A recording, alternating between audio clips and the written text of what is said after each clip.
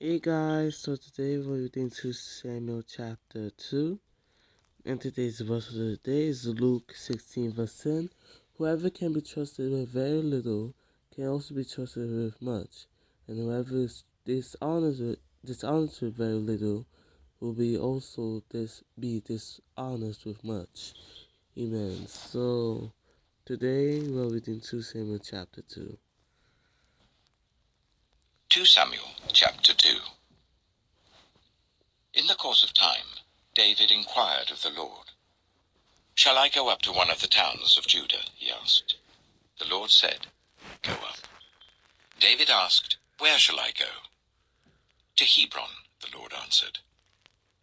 So David went up there with his 2 wives, Ahinoam of Jezreel and Abigail, the widow of Nabal of Carmel.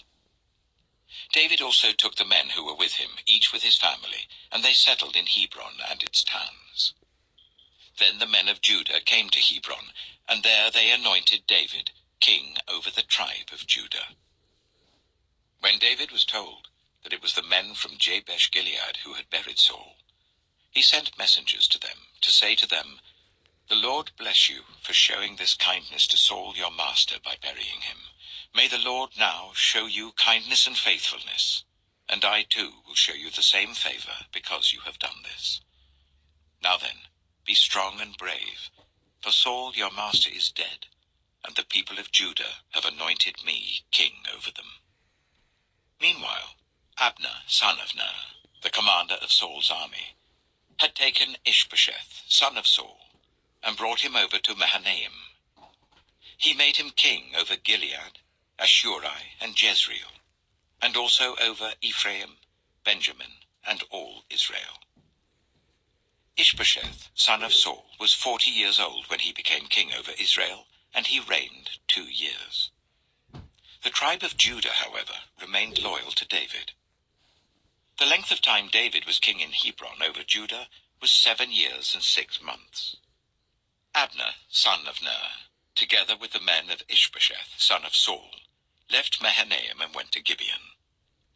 Joab, son of Zeruiah, and David's men went out and met them at the pool of Gibeon. One group sat down on one side of the pool, and one group on the other side. Then Abner said to Joab, "Let's have some of the young men get up and fight hand to hand in front of us."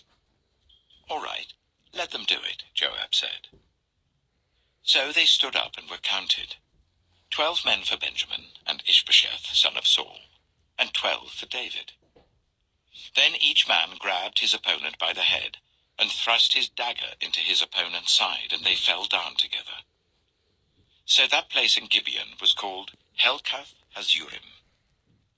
The battle that day was very fierce, and Abner and the Israelites were defeated by David's men.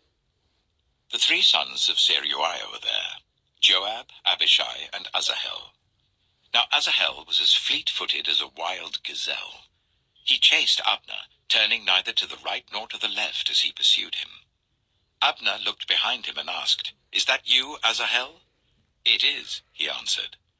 Then Abner said to him, "Turn aside to the right or to the left. Take on one of the young men and strip him of his weapons." But Asahel would not stop chasing him. Again Abner warned Asahel, "Stop chasing me.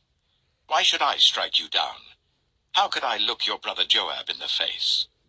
But Asahel refused to give up the pursuit. So Abner thrust the butt of his spear into Asahel's stomach, and the spear came out through his back. He fell there and died on the spot. And every man stopped when he came to the place where Asahel had fallen and died. But Joab and Abishai pursued Abner, and as the sun was setting they came to the hill of Ammah near Giah, on the way to the wasteland of Gibeon. Then the men of Benjamin rallied behind Abner. They formed themselves into a group and took their stand on top of a hill. Abner called out to Joab, "Must the sword devour forever?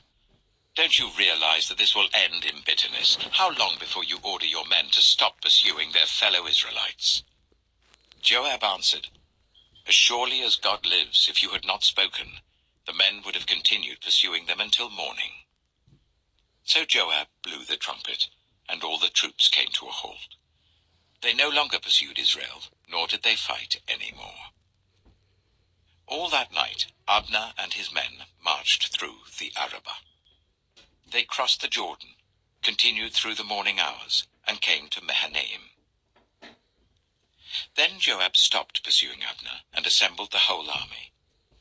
Besides Asahel, 19 of David's men were found missing. But David's men had killed 360 Benjaminites who were with Abner. They took Asahel and buried him in his father's tomb at Bethlehem. Then Joab and his men marched all night and arrived at Hebron by daybreak. Amen. So that's 2 Samuel chapter 2. And tomorrow we'll go read 2 Samuel chapter 3. I'm going to end the video off here, and you guys have a blessed night. Amen.